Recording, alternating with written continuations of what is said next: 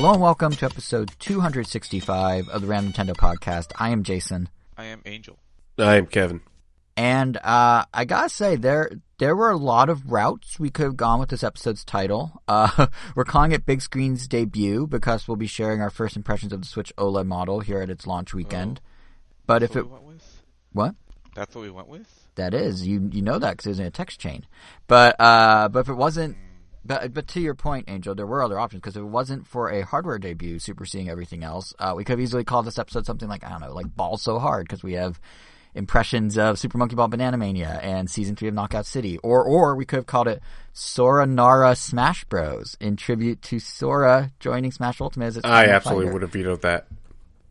Oh, well, I'm not going to lie. I'm the proudest of that of all these possible titles. It's peak me. Like, it's the perfect pun for me. But yes, it's also... Yeah, honestly... All the ones you just mentioned feel way better than the one we ended up getting. Well, wait, but Kevin just said he was going to veto the Sora one, so that sounds worse. Or maybe it's so much better, this greatness can't be comprehended and we had to knock it down. Yeah, I see what you're saying.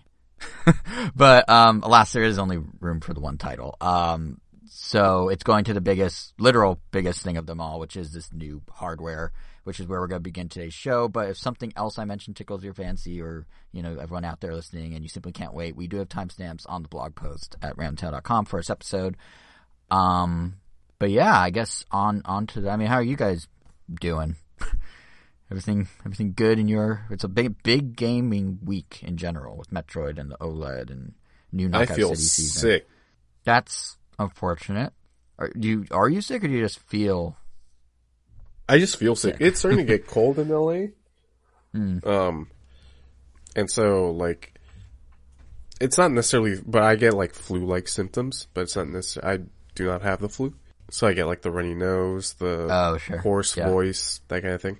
Well. The hoarse voice. Well, while I'm not sick, I may sound sick on the audio because I do not have my normal setup today, so apologies in advance for much worse quality on my end, which... I don't know how much worse it's going to be. Maybe it's a non-issue, but I'm sure it will at least bother someone. You already blew out the mic twice, so that's going to be fun to edit. Now, to be fair, he may have blown out the mic to us because we're on a separate audio feed than what gets recorded, but hopefully it's just us. Wait, blot out the eye? Blew out when you make the, like, sort of thing.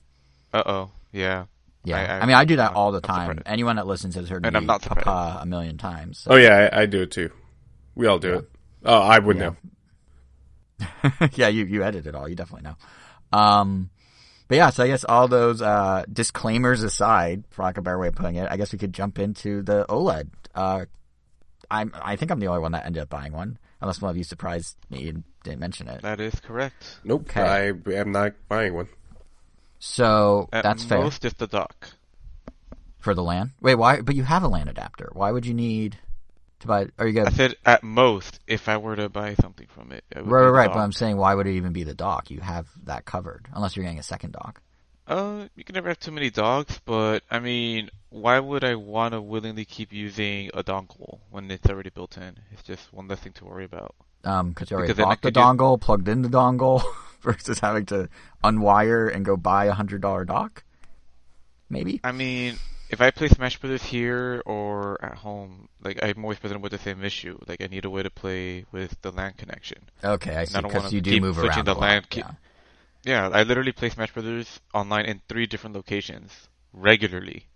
I feel like that's like the weirdest humble brag, guys. I go to 3 different. I have 3 different places I play Smash Bros. Like, come on. That is definitely not a brag. I know. Like, a perfect world is you only have to play in one location and have to worry about constantly switching. That's fair. Yeah, if I could have another dedicated one, because I don't want to have to buy another dongle. It just seems cleaner to have the dock. Yeah, no, that makes sense. I don't know if they sell the dock separately at this point. Yeah, I was going to say, like, are they, I would imagine on Nintendo store.nintendo.com or whatever that place is Maybe. called. They sell a lot more on store.nintendo.com than they used to. They have merch now. They have actually sold the Switch hardware. Like, the OLED hardware was available on there on launch day, briefly, for like 2 minutes. But yeah, they actually do use the store as a more full-fledged store. So maybe it's there. Ironically, you're like, oh, I might need another dock, and I'm saying, you're like, I have too many docks, so I'm actually taking one of the docks because I have the old. Have 2. Yeah, that's too many. Like, I have one TV I play on, but what I am doing is putting a dock on the TV in my bedroom just in case. And it's just going to sit there and gather dust, but at least I can be like, oh, if I want to play on this TV, now I can. So it's literally the opposite. Did they announce if they were going to actually sell these separately? I don't think they have actually said yet. I could be wrong. It's like, it feels like they did, but who knows? They did say you can. Yeah. They're a two-way street, which makes me think then probably they are going to sell them separately, because you can use the new dock with the old Switch and the old dock with the new Switch. In fact, right now I do have the new Switch on my old dock on the TV in my living room, so because it just looks better, because everything on that shelf is black, so the black dock just looks good. But anyway, but yeah. So dock aside, as of I guess this recording, I've had the Switch OLED for about 20 hours.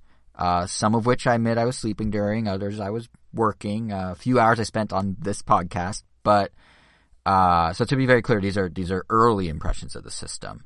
But like, what an impression it makes! I mean, coming into it, I obviously knew the screen would be an improvement and it'd have a new kickstand and whatnot. But I was surprised by a few different aspects of it, like in ways I didn't expect. First, how superior you feel when you're playing it on the TV, just knowing on the TV. That you have it. No, yeah, just sitting there playing Tetris 99 last night, getting that Monster Hunter skin, I was just like, man, I'm better than, not in skill, but just in life, than 85% of these people. That's honestly what I expected. No, that's what, dude, that's what updating iPhones are for. So you have the latest one when you walk around and you just feel superior, not Switches. No, but seriously, there were a couple surprising things about it. First, just the build quality. There's, of course, been these ongoing rumors of a Switch Pro and this isn't that and yada yada. But upgrading from a standard Switch to the OLED model is actually pretty reminiscent of the bump from like a regular iPhone to a Pro in terms of materials used and just like the overall feel of the device. Like the screen and kickstand here are swapping out plastic for glass and metal respectively, which just makes the entire system just feel a whole lot sturdier. Like, I don't know if you've ever done this with your guys' Switches or if you've had this happen with your Switches, but if you hold them a certain way, the regular Switch, there is a little flex. Sometimes you can always make it sort of like creak, like if you push on certain parts. Here, so far, there's none of that. Like, just in the hand, it feels like a premium product compared to the OG Switch, which, I didn't even think about that potentially being a factor, but it's actually really nice to just, like, hold. And it looks like a premium product in a lot of small ways, too. One thing that has always been kind of a pet peeve of mine with Nintendo systems is they put that silly product barcode somewhere visible, like that sticker, that white sticker. Presumably it's for inventory scanning where, it leaves Nintendo and they know it left, or if there's any sort of repairs, it comes in, they can scan it. But on the original Switch, it was like on the bottom of the console, just in plain sight. And if you have a darker, if you have the black Switch with the gray Joy-Cons like I did, it's just this weird white stripe, essentially. And that has now been moved inside the hinge, as has all the regulatory text and logos. All of it's now hidden under the hinge in a kind of Apple Store way. So when you look at the Switch unit itself, not the Joy-Cons, those still have all the gibberish, but, the tablet part, it's just really clean. It's just what Nintendo wanted there. No legalese, no stickers. It looks clean. It's a minor thing, but, it's part of this, like, subtle yet nice evolution of the Switch design over the years. Like, the first Switch was a cool looking gadget, right? Like, it felt premium compared to like the Wii U, which felt kind of like a Fisher-Price toy at times. And then the Switch Lite sort of smoothed out some of the rough edges of the Switch. Like, literally it is rounded off. And now this one brings some of the clean like Switch Lite adjustments, like the vent design and stuff, to the main unit, but then gives it kind of a high-end feel. So it's just like this nice next step in person. And it spills over to the accessories too. Like the Joy-Con grip now has like an embossed logo or a engraved logo instead of just printed on. So it's like, it just feels more premium, which is, again, it's just really nice in person, like nicer than I expected. And then surprise number 2 is, believe it or not, actually the screen itself. Again, just really nice in person. I have an OLED TV. I have an OLED phone. So the idea of like, an OLED screen, like I kind of knew what to expect. Like literally it's called the OLED model. So it's just going to be an OLED screen, but using it, like holding it in front of me, it looks really good. Like the size difference from, I think it's 6.2 inches to 7. Like it sounds like it wouldn't matter much. And if you put the two systems side by side, like the OLED and the standard, it doesn't look like it matters much, nor can you really tell in photos that there's a huge difference. But when you're actually using it, being for something super colorful like Mario Kart, or more moody and full of like darkness like Metroid, or even, when I mentioned Tetris, I was doing this weekend's Maximus Cup, even that, like the colors, like that roughly 1/8 increase makes a surprising difference in just how the games look and feel. Tetris is maybe the weakest example because it's, Tetris, but like more cinematic games, more games that draw you in, like it really makes a difference. And I think a big part of this is because of a sneaky little menu option Nintendo didn't talk about much before launch, called the console screen colors. That's the name of the setting. It's buried deep down in system settings, and essentially what it does is increase the vibrancy of colors while keeping the black and whites about the same. It's on by default. Even in menus, it really makes things pop. Which, for Nintendo's style of graphics and presentation, that's just perfect, having the vibrancy just cranked up. I haven't tried it with every game yet. Like, I'm really curious, if something like Splatoon, which already focuses on such big, bold colors, how that's going to look with the extra vibrance. But I can already tell you that, Animal Crossing just looks lush with it. Weirdly enough, the orange loading screen to the eShop just really pops. Like, it looks really good. And, since this is an option, if you don't want colors that intense, there is a standard mode that brings them down a bit. But still, even in standard mode, the system looks great. And because it's OLED, like, the viewing angles are also really good for pretty much any angle. Like, things look like they're just straight up printed on the screen, which, of course, pairs very nicely with the new kickstand, which is now able to adjust to any angle of your choosing. I will say, actually, the kickstand, grabbing it off the back of the system can be a little tricky. Like, don't get me wrong, I'd much rather have it this way than the flimsiness of the normal Switch kickstand, but it kind of takes some force and proper maneuvering of your finger to get it out from its resting spot. Once it's out, it's great and it holds strong at any angle. The hinge design is really kind of clever. It's just getting to that point that's, I wouldn't say a bit of work, but it's not, it doesn't pop out as easily as the other kickstand. And to be fair, I think part of this may be a me problem. Since along the bottom of the kickstand is the mesh for the new speaker system, and I'm afraid to accidentally press into that with my finger in case, it has more flex than I think it does. So perhaps if I just accept that the speakers are there, Nintendo knows people will touch them, it's fine, and I just use that as the pickup point for the kickstand, maybe it'll be fine. But they're not they're nice speakers. I don't know if the quote unquote enhanced audio is anything more than just louder volume. It sounds louder. I don't know if the range is better. It does sound nice and loud, but I don't want to risk doing anything of that because it does sound nice. So I'm kind of finagling around that for the kickstand. But besides that, the system's just really nice and well built, and it just feels really good in the hand. But that brings me to surprise number 3, which is the not good surprise. For everything it does right, transferring your content to it is kind of an actual pain. I've done my fair share of moving Nintendo data. classic.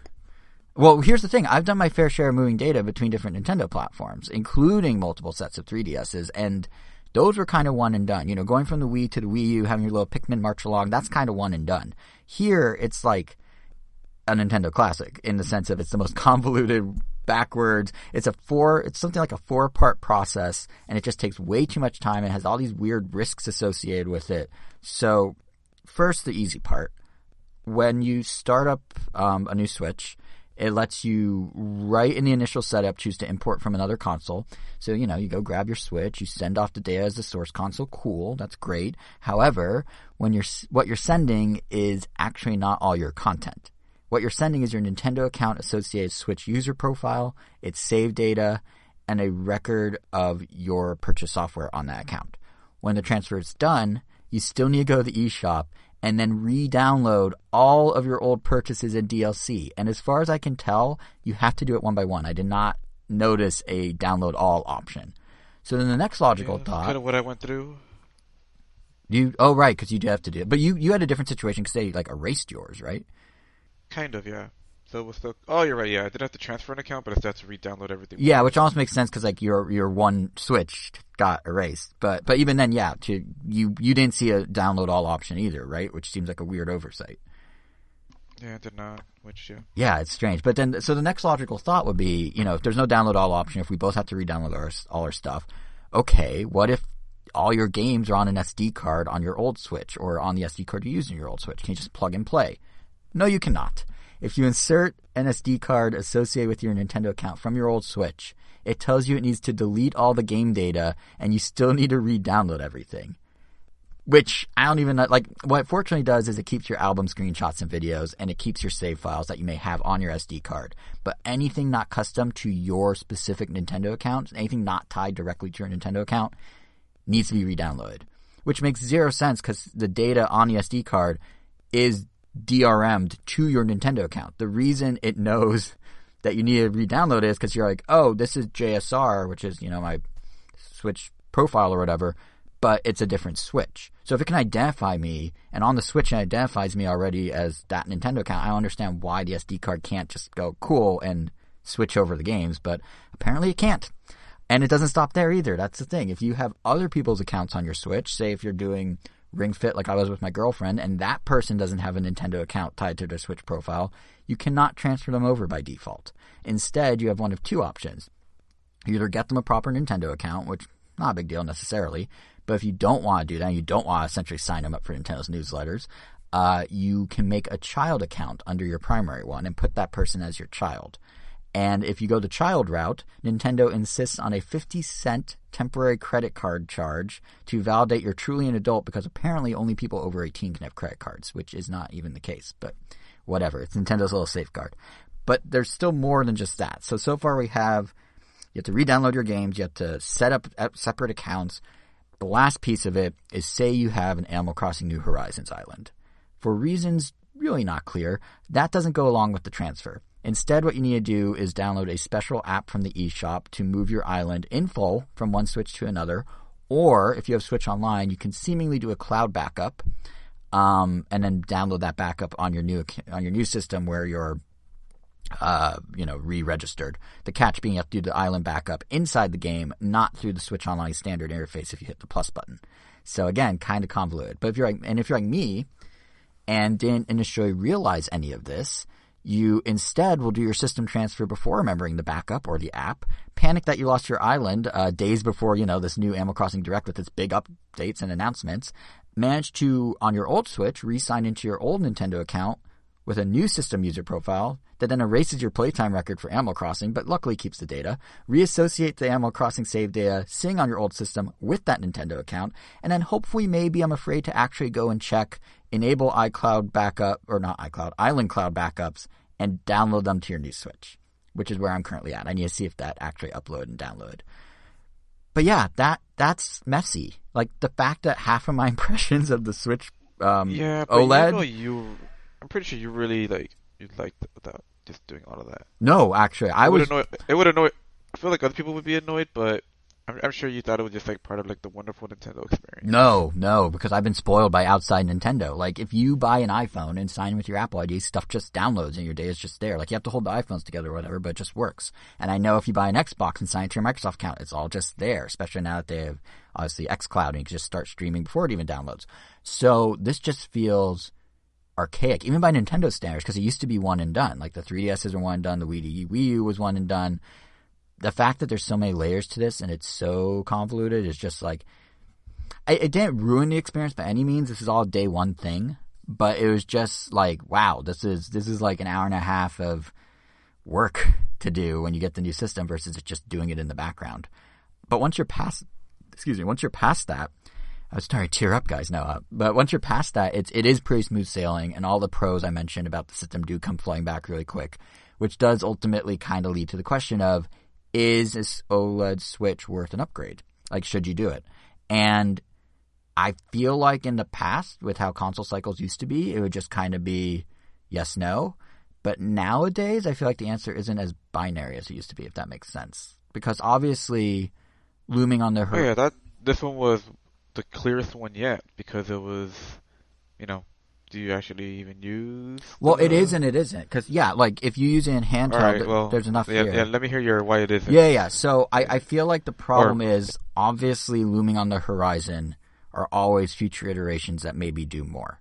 Yes, the screen is great. Yes, the build quality is great. But even before the OLED model launched, Bloomberg was already publishing more reports about how they actually were right. There is a 4K Switch. They say 11 separate developers confirmed to them independently. They all have dev kits that output in 4K, but due to chip shortages and the pandemic, Nintendo blocked it.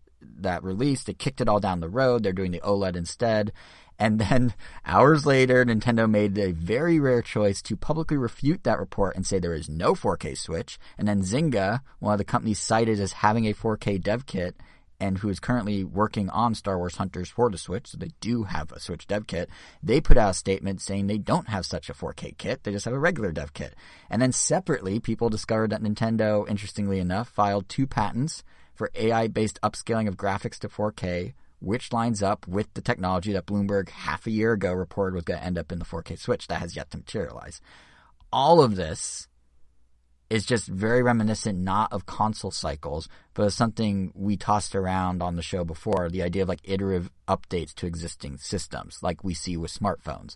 This whole will they, won't they of a 4K Switch really isn't much different these days than the never-ending rumors of what the next iPhone will have. Is Touch ID back? Is that camera bump gone? Is the 120 hertz screen going to happen? And those are, the reports come in and out every year, and some are grounded in reality, some come true. I mean, Kevin, you're saying there was a 120 hertz screen on your iPhone Pro. So at some point, I bet there will be a 4K Switch. There definitely was one prototype.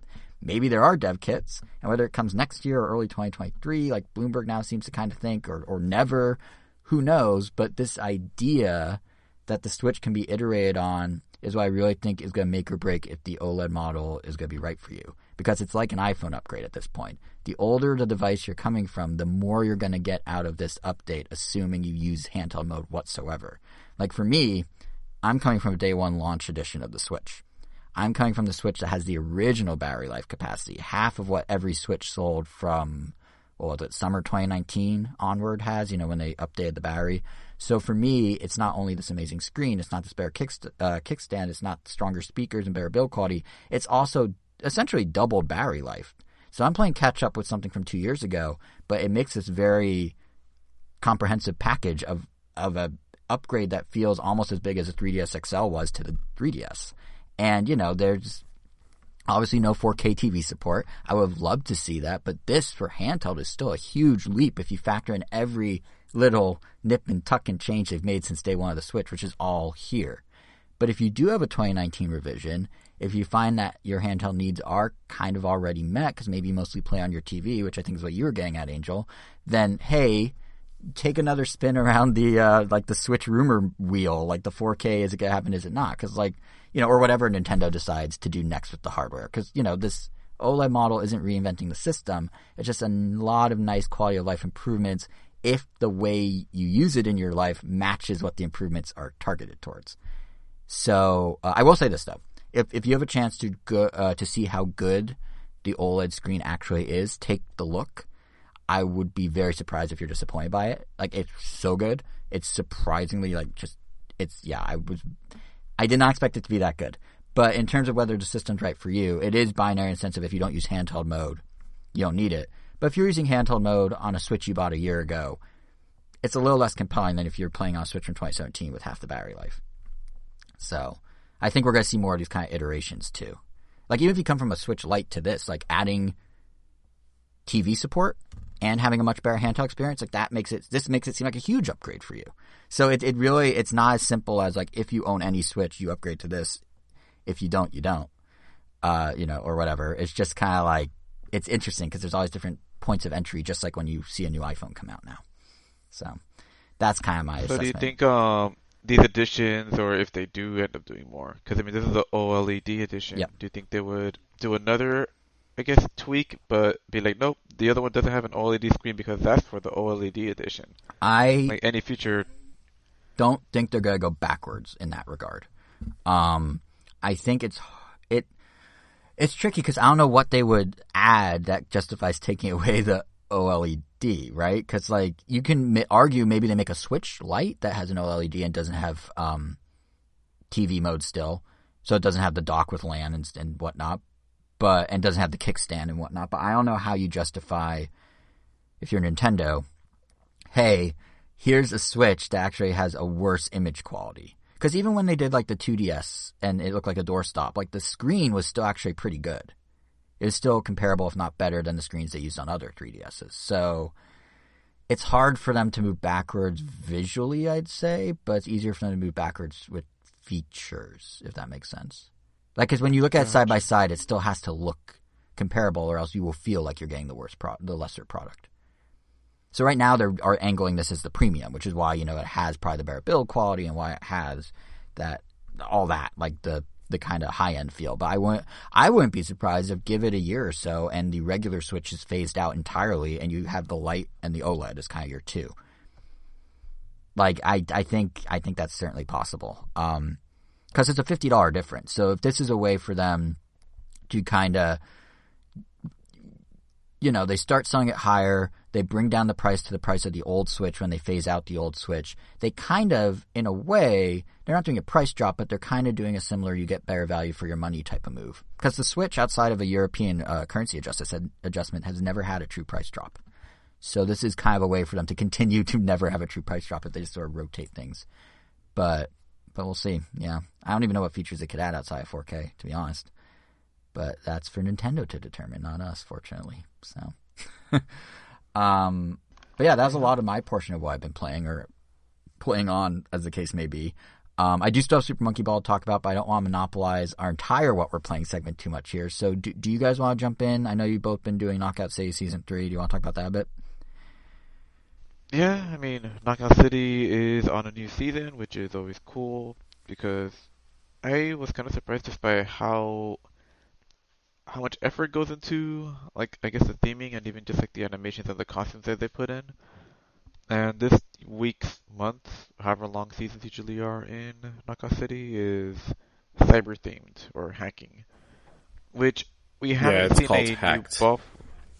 Hacked? With an @ sign in the A, if I'm not mistaken, because it's internet savvy like that. Yeah, and so far, I mean, it's been pretty fun. We got to play on the new map that is basically a prison, but I guess it's gimmick, unlike the last season stage, which was the movie theater area where the whole thing warps. Some people loved it, some people hated it. But this I'm in that second camp where I really do not like it. No, yeah, it is aesthetically pleasing, but I could find some of the transformations kind of annoying. But the Hollywood stage. Yeah, I guess I don't mind it as much. But yeah, but this prison-looking stage has a gimmick where there are searchlights scattered about. It's not a very open. It doesn't have very much open space except for like one big one in the middle. But as I said, there are these like searchlights that if you go under, it will make a turret pop up, which will then immediately start targeting you or auto-logging and fire a cage ball, and which, you know, it suits the prison theme. In which case you could just throw the cage ball, or well, yeah, try to catch it and throw it at your opponents, or potentially even get hit by it and get trapped yourself. So it's kind of an interesting one in the sense that it seems like balls are basically readily available in most places, but at the same time, yeah, you could tell it was definitely designed with that basketball game in mind, which is definitely like, yeah, well, it's the new mode. Yeah, which is also pretty interesting. Yeah, it's fun. In that mode, basically what happens is, instead of getting a KO, once you take down your opponent's 2 hearts, instead they go into ball form, and then you go to them, catch them, and then there are these rings scattered across the map, where then you shoot them into, and then you score that way.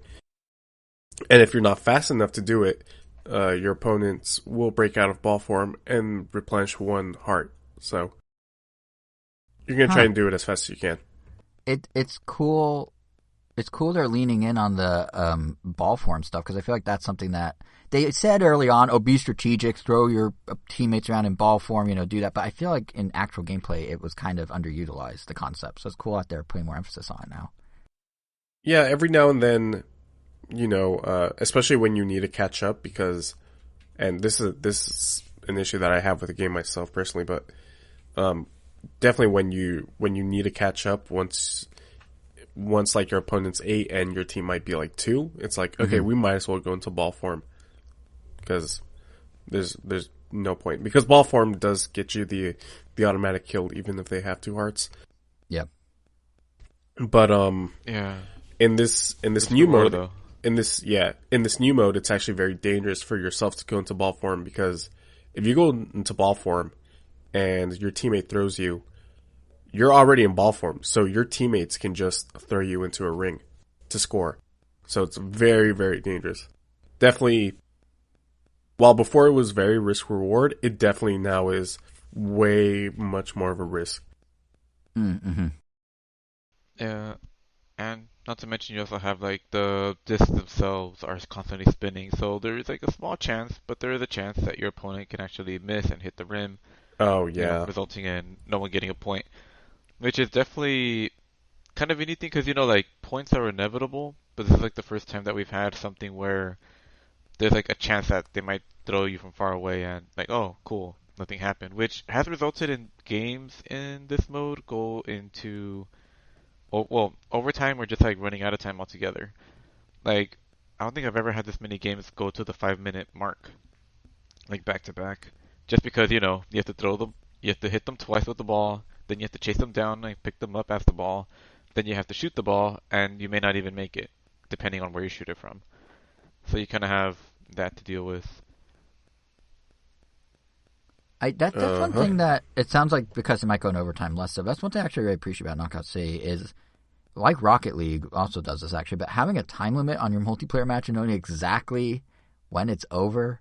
Coming from the world of gaming last few years where like Fortnite can go on forever, Apex can go on for a while. Like it's nice to have it kind of locked in. They have their own limits. They have the closing ring. Yeah, but I mean like I don't know. It feels more compact. Like I feel like Pokemon Unite does this as well, where there's just like a hard like, okay, you have 10 minutes, do what you can.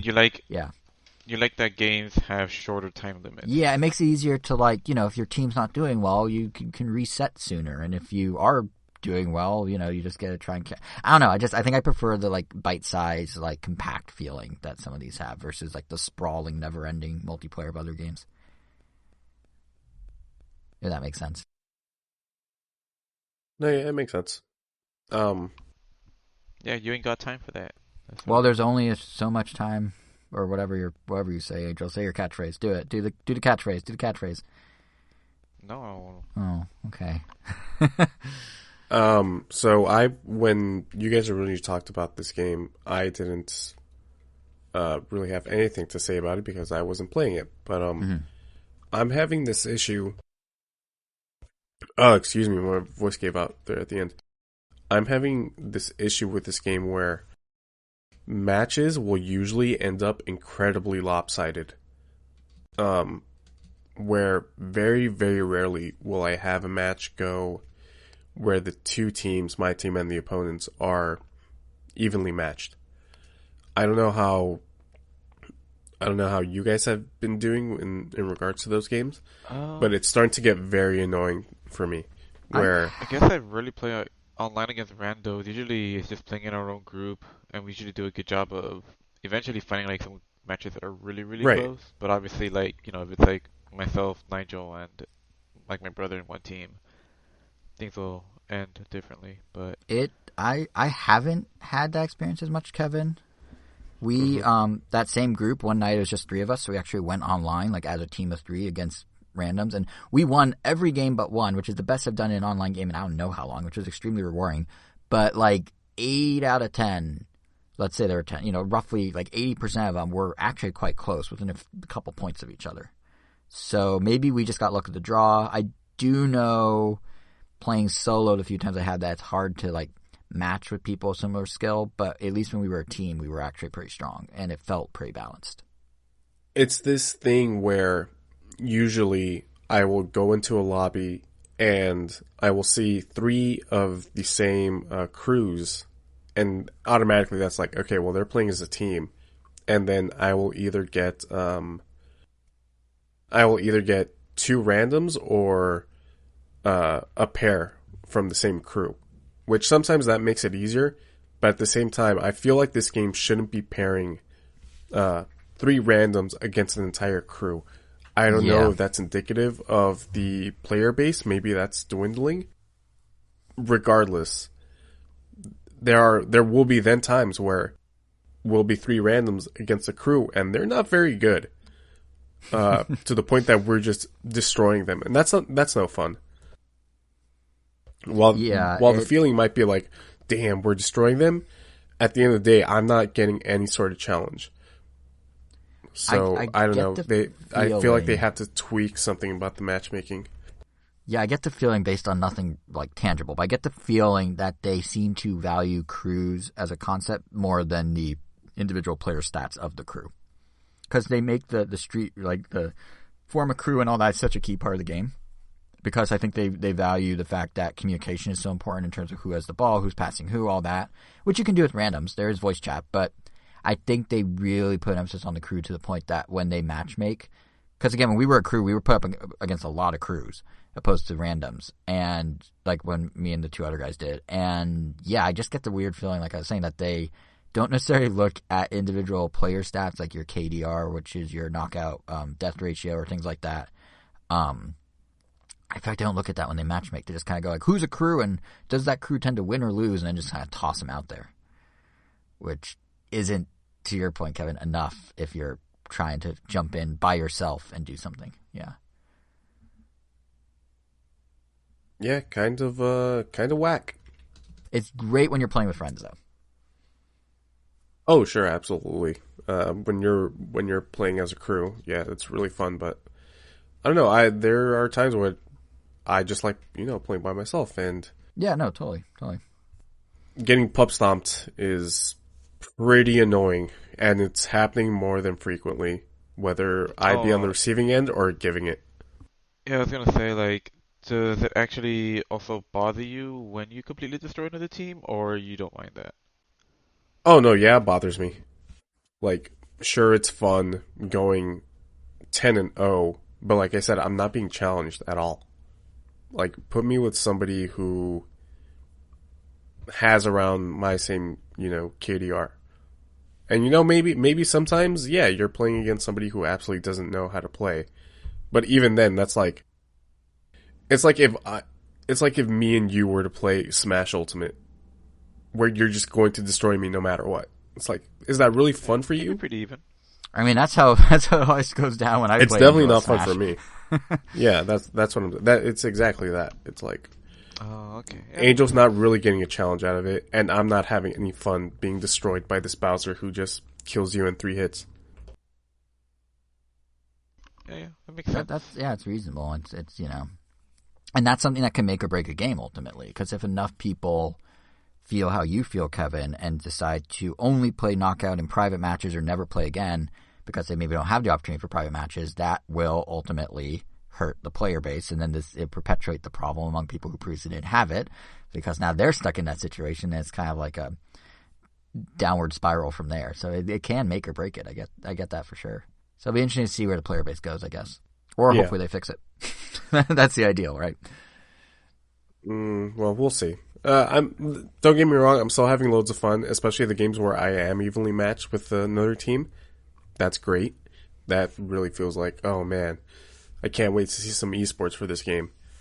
But on a personal note, it's like, it's so annoying. Like, just getting destroyed or destroying the other team. Mm-hmm. They just need to tweak it a little bit.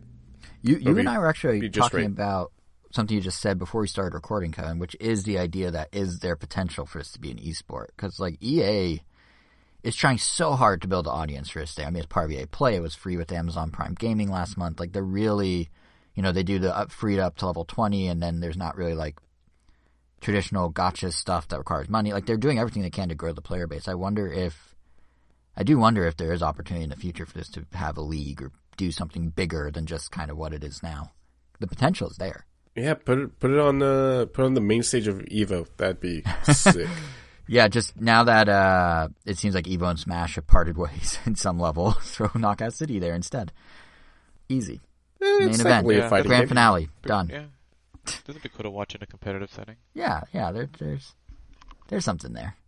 The best games are absolutely where you go up to somebody and it's just you versus them, and your teammates and their teammates will recognize, like, oh, this is their fight. We are not going to interject here. I don't know if you guys have had that in like public matches, but those are like really cool because it's just you and this other person going back and forth for an entire minute before somebody gets knocked out.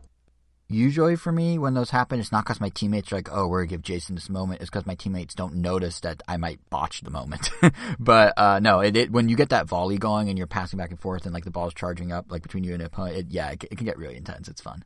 Yeah, Knockout City, Season 3. I mean, we didn't really talk too much about the season itself, but... I mean, well, so what's the hacked Well, yeah, angle? I mean, right now it's just the stage and some of the aesthetic. But so is hack just an aesthetic or is it a gameplay change?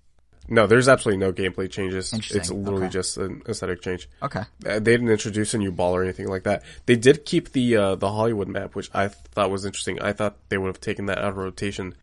But, yeah, I didn't notice before if the first... Well, I only started with the Hollywood at the movie season, but I didn't know if there was a battle pass, and it definitely is more in your face this time if there wasn't last season. There definitely wasn't one. This is a new thing. Okay, so that's the new feature. Okay, so they added a battle pass. There you go. Uh-huh. Now, is that paid for separately? Or is it yeah. Oh, that's okay. So much for my point about how they like do monetization up front and there's no like gotcha system. I mean, battle pass is not a gotcha system, but it looks like they're trying to squeeze some extra money out of it now. I mean, yeah, what game doesn't do a battle pass? The only one that I know that does a free battle pass was the Bean game. I forgot what it's called. Guys. Fall Guys. Yeah, that's the only game that I know for a fact has a free battle pass. Which, by the way, I'm sure what's the currency in this game is like Holobucks or whatever. Yeah, Holobucks. I'm sure you can use whatever Holobucks you have saved up for the battle pass. I wouldn't be surprised. Unless they specifically make it where you have to pay $10 and not 1,000 Holobucks or whatever the exchange rate is. Which, by the way, where is Fall Guys? It's supposed to be on Switch during the summer. They said it was slightly delayed. I granted we're only slightly into fall. Already? No, it's not out. Oh, wow. Yeah. The Xbox One was also delayed. This isn't just a Switch problem, but like, I wonder what happened there. COVID, probably. Yeah, most likely.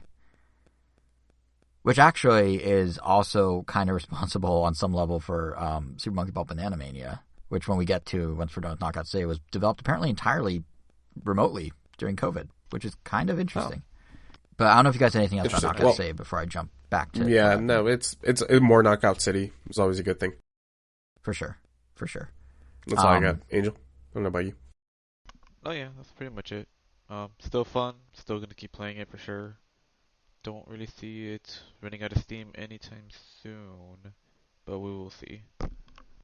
Yeah, I think we have the good advantage that we have like a big group of friends that play it. But yes, time will tell if it starts to feel old or if they are able to innovate in other ways, like kind of how they did. Not even innovate, but add in other ways, kind of like how they did the superhero mode mid-season a couple weeks ago. So, but definitely, we say it every time. Definitely worth checking out Knockout City, even though I've yet to try season 3. But based on everything else, yeah. So I guess now back to me for Super Monkey Ball Banana Mania, and let me just say right up front here, they screwed up Monkey Target. All I've wanted in the 2 decades of this franchise is for Sega to once again recapture the magic of the original game's Monkey Target.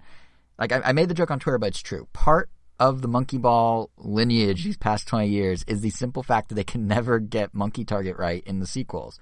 Banana Mania is a remake in part of the original Super Monkey Ball that contained the original Monkey Target, so it kind of felt like, at long last, here's a chance for them to return the mode to form. And I didn't even think it'd be possible for them not to get Monkey Target as we knew it. And yet, here we are. Monkey Target's broken. Now, this in of itself isn't necessarily a deal maker or breaker for Banana Mania as a package, but Monkey Target has always been my personal favorite mode of the series. Did you guys ever play Monkey Target much? I know, Angel, you and I have a couple times. Yeah, just with you once. So for once I can actually say, it's like, yeah, Jason is pretty proficient at Monkey Target, so if he's actually talking about the mechanics not feeling right, I would actually believe him. Yeah, for once I know what I'm talking about, we say after 265 episodes of me talking about things. Yep. Good. But Kevin, have you played Monkey Target? Yeah, I've played Monkey Target, but I'm also an idiot, so I never understood how it actually worked. Okay, so let me explain it then. How it's supposed to work, and then what happened in Banana Mania. And this is also a good like little cheat sheet for folks who have never tried it to feel my pain and understand my plight. So the premise is simple at base value. You launch your monkey in the air, in a ball, off a ramp. Said ball opens and becomes essentially a paraglider. You glide your aforementioned monkey strapped to his ball glider to targets on islands and try to land in the highest point zones. And also factors as you do this are wind conditions that may sway your monkey one way or another, obstacles that can randomly be inserted if you turn on the wheel of death. Some aren't too bad, like fog. Others are a bit trickier, like spike bombs you have to avoid. Some even help you, like double bananas would give you extra points. But that's the core of it. It's just rounds of that, all contributing to a total high score with different island layouts to fly to in each round. It is simple enough in premise, but Sega has never quite gotten it right after the first game, and I'm just very surprised and disappointed that somehow they didn't do it right here either. Like, honestly... Yeah, like, honestly, the mode just feels like a weird third-party knockoff of Monkey Target.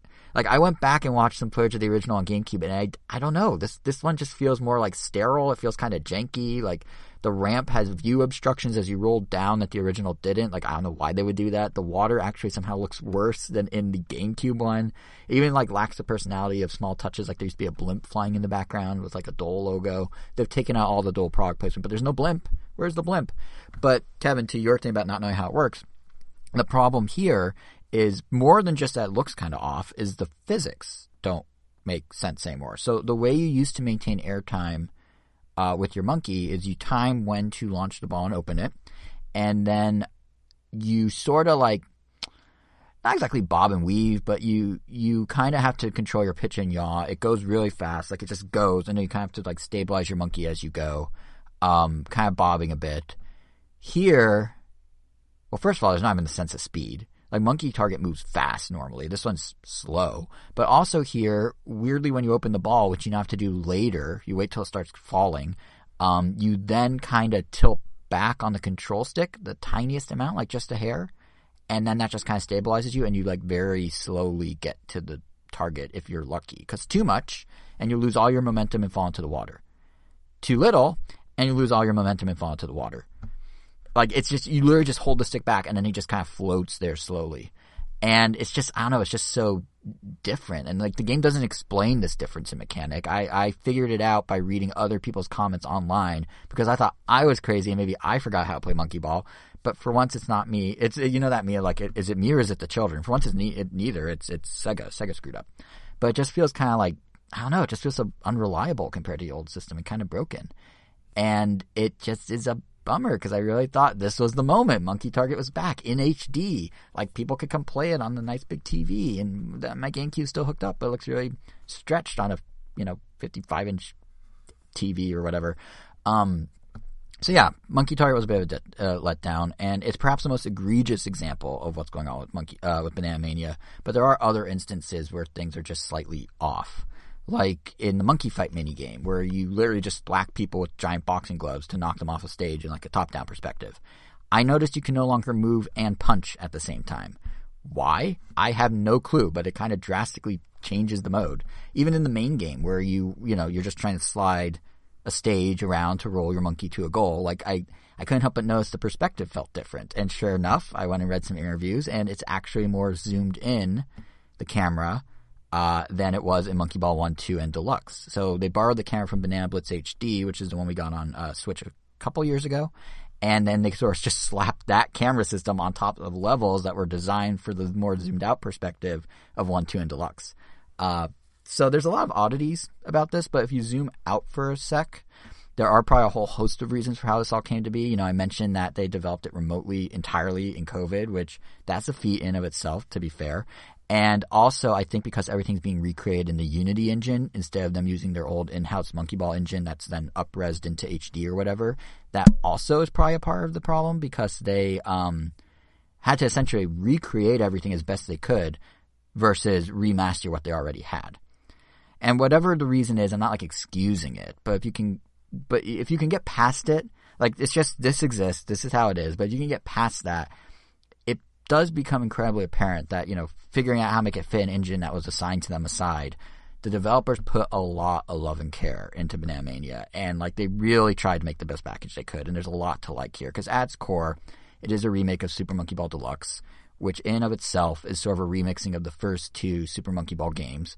I feel like Deluxe wasn't played by nearly as many people as its standalone source material, me being one of them, but it actually did a number of things differently from 1 and 2, so they're remaking something that's kind of like a spin on what you may be familiar with. Namely, it rearranged all the level layouts from both games into kind of this crisscross sets of worlds that are loosely tied together by a story of, what's their villain's name? Dr. Badboon. That's his name. And he's stealing monkeys' bananas, and you kind of chase him from world to world. It's very Donkey Kong Country in that regard. And cool, mixing it up like that keeps it fresh. I as much as I love in Monkey Ball 1, when you get to the second set of levels, it's always that cool diner theme. No game does a theme based on 50s diners, so that was cool. But I don't always need to see it at level number 11, so it is kind of nice that they shuffle things a bit.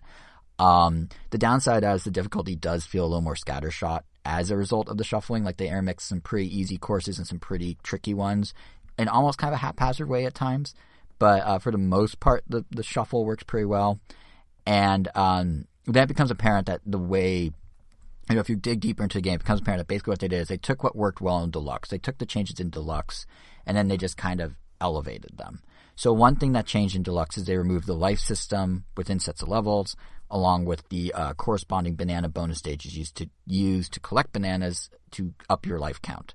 So how it used to be is when a hard level would boot you back to the start of a set previously, if you lost enough lives, here you just kind of keep going. So the developers figured out, okay, well, if you're just kind of going, what do you do for replayability? Like, obviously, no lives means you don't need to redo sets of levels if you die. So how do you get folks to keep revisiting the 300 stages of the game? Well, they already encourage you to nab every banana in Deluxe, so now they're also stacking that with a layer of achievements to complete per level and online leaderboards per level. Or if you look at the challenge mode, they've now expanded the idea of a challenge to other sorts of things. They've kind of shaken up levels in other ways. So in addition to the core challenge mode that was in the old one, they now have a reverse stage mode. They have a dark banana mode where you need to avoid touching rotten bananas instead of collecting them, which really adds some challenge on levels that already require precise movement. So they just kind of kept coming up with all these different ways to sort of take what Deluxe did and just double, triple, quadruple down on it.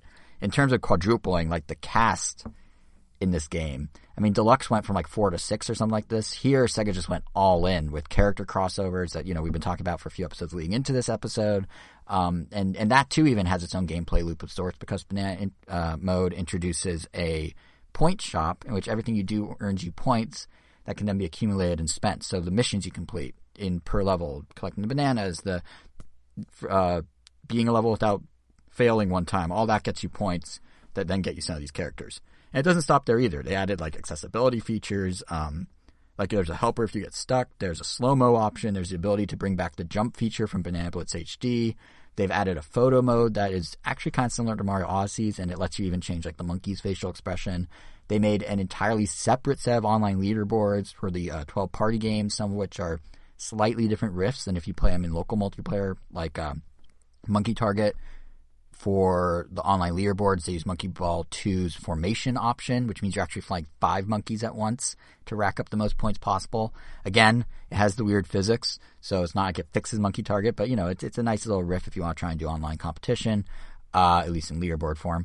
They, included cheat codes, which like games don't do anymore. Like there's a cheat code on the home screen, the menu screen, that if you like press a certain button combo, it'll change the theme music. And like, well, if anyone's playing Monkey Ball and wants that cheat code, we'll link to it in the blog post for this episode. But my point is, like, they went as far in as they could. They went like above and beyond in every way they could, like cheat codes, And that's not to mention the time attack mode, or how incredibly stylish and yellow the menus are and the interfaces are. Like they really pop on the OLED Switch, by the way.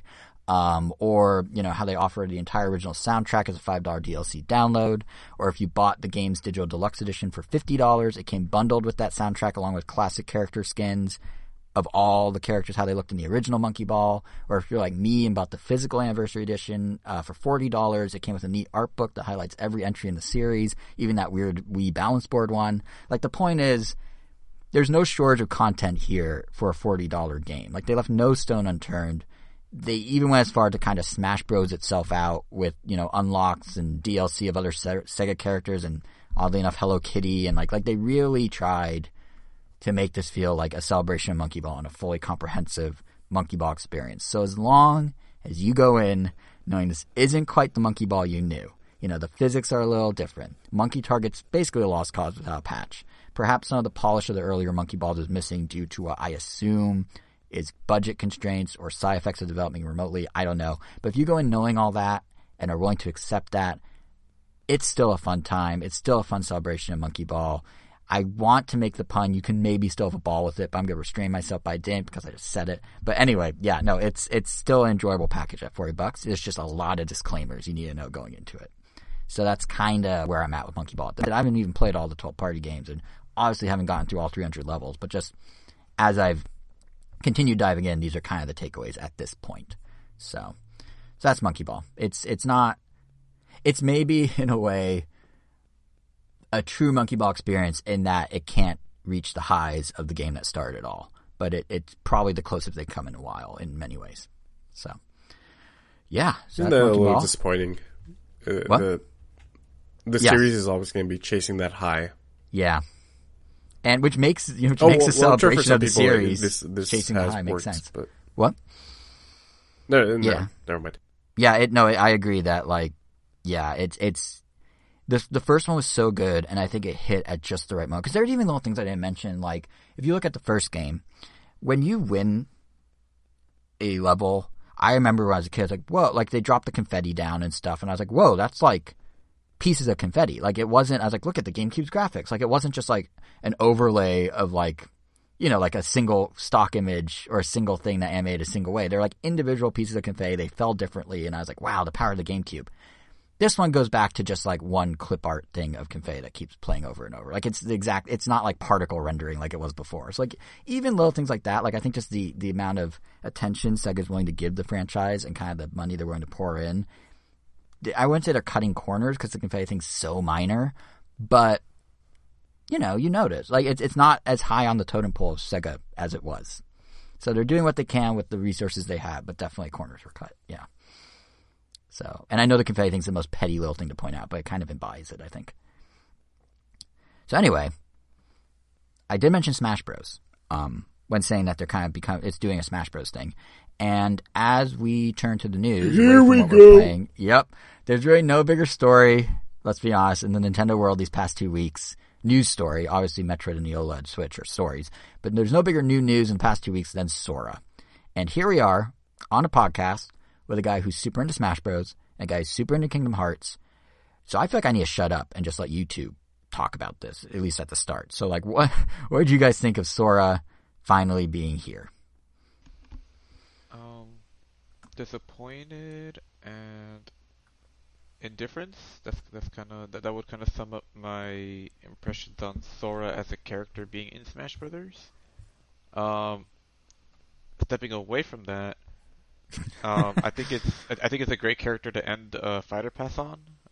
Definitely glad it's not like a first party. Glad it's someone that a lot of people wanted. So like I'm honestly like just happy about it. I'm happy about it overall.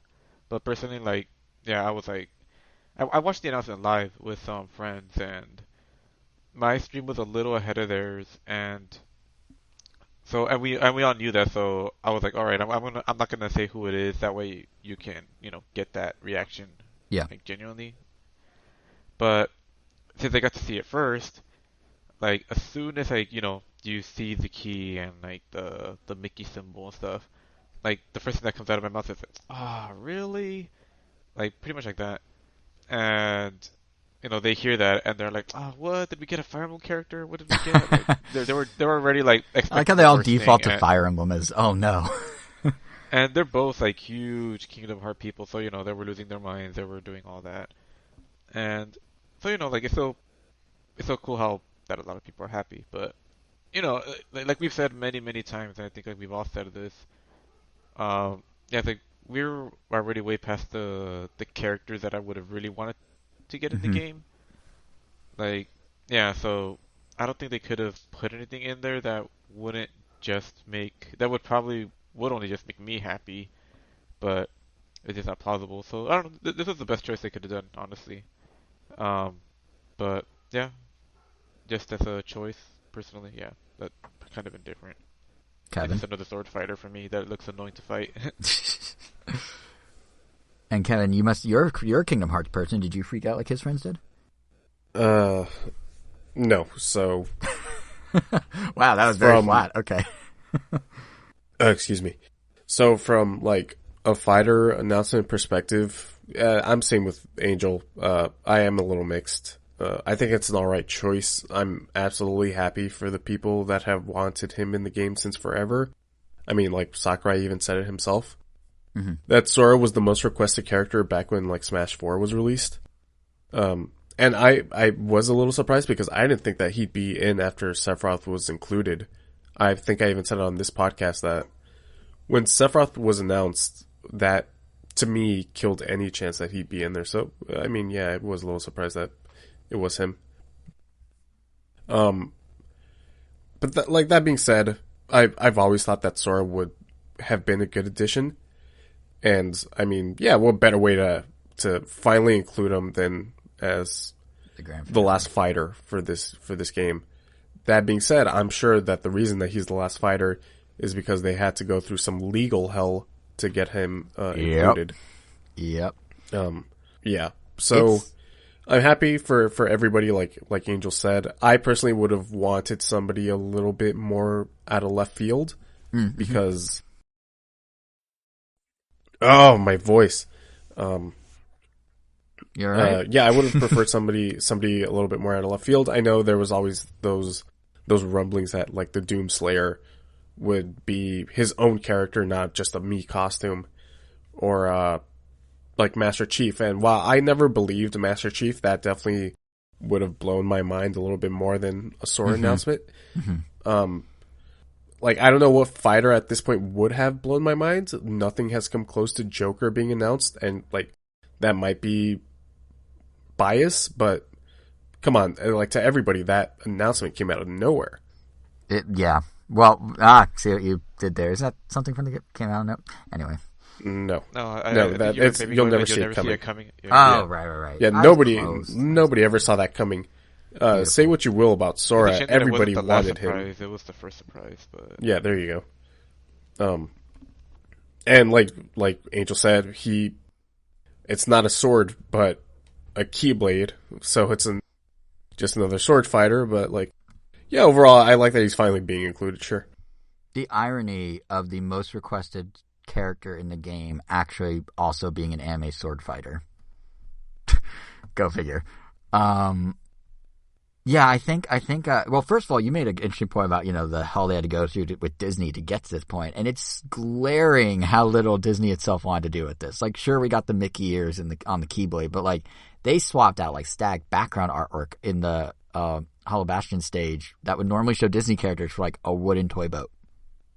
Like they removed every hint of Disney. I think the funniest example is like even when Sakurai is doing his Presents presentation, he's like, "Oh, we're not going to show you the Final Smash because we want to surprise you," which of course made me and probably a lot of people go, "Oh, that's Disney's going to show up. We're going to see Goofy, Donald, Mickey." Go on show it twice. Yeah, and then 10 minutes later they show it twice, and it's just it was the in the keyhole. trailer, like that they picked out that they intended. Like if it was an accident that he used it during the playthrough, it's like then it was just. And it can't be an accident because they pre-recorded it.